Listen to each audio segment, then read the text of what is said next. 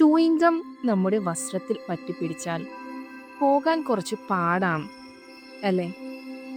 നമുക്ക് ഒരു ടെക്നിക്ക് പ്രയോഗിച്ചാലോ? മറ്റൊന്നുമല്ലട്ടോ, നമ്മുടെ ഐസ്.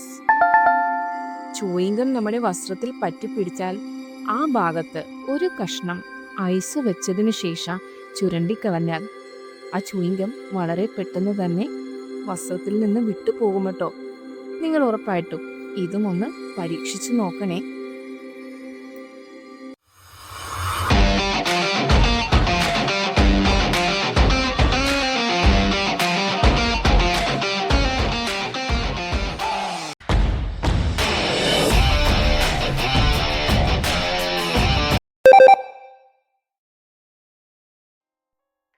കടല, പീസ്, പയർ ഈ 3 കറികൾ ഉണ്ടാക്കുമ്പോൾ അതിൻ്റെ കൊഴുപ്പൽപ്പം കൂട്ടി ഒന്ന് ടേസ്റ്റ് കൂട്ടിയാലോ?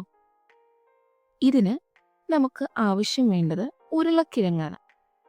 2 ഉരുളക്കിഴങ്ങ് പുഴുങ്ങി പൊടിച്ചിട്ട് നമ്മുടെ കറികളിൽ ചേർത്താൽ കൊഴുപ്പും കൂടും, അതുകൂടാതെ കറിയുടെ ടേസ്റ്റും കൂടും.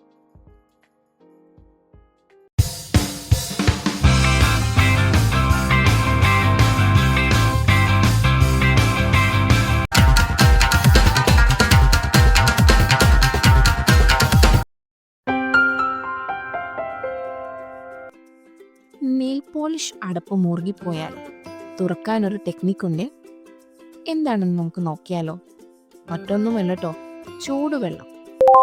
ഈ നെയിൽ പോളിഷ് അടപ്പ് മുറുകിപ്പോകുമ്പോൾ ചൂടുവെള്ളത്തിൽ മുക്കുക. എന്നിട്ടൊന്ന് തുറന്നു നോക്കണേ, അത് പെട്ടെന്ന് തന്നെ ഓപ്പൺ ആകുന്നതാണ് കേട്ടോ.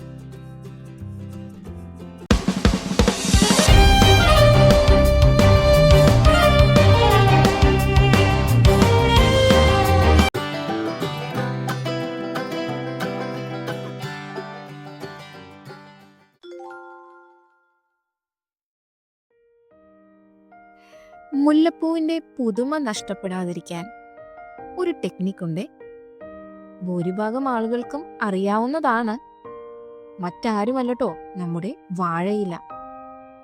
അല്പം വെള്ളം തളിച്ച് വാഴയിലെ പൊതിഞ്ഞ് പുറത്തു വെച്ചാൽ മുല്ലപ്പൂവിൻ്റെ പുതുമ നഷ്ടപ്പെടുകയില്ലട്ടോ.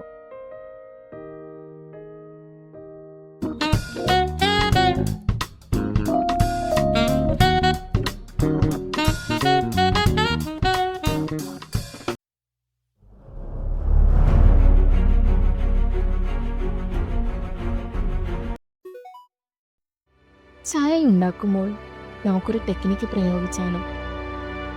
അതെ, നമുക്ക് അലൂമിനിയം പാത്രത്തിൽ ചായ ഉണ്ടാക്കുന്നതിന് പകരം സ്റ്റീൽ പാത്രത്തിൽ ഉണ്ടാക്കിയാൽ നാം ഉണ്ടാക്കുന്ന ചായക്ക് രുചിയേറും കേട്ടോ.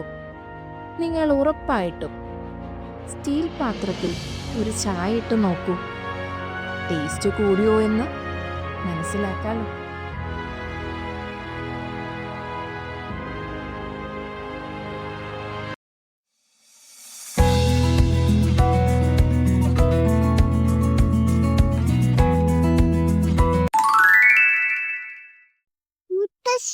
പൊടിക്കൈകൾ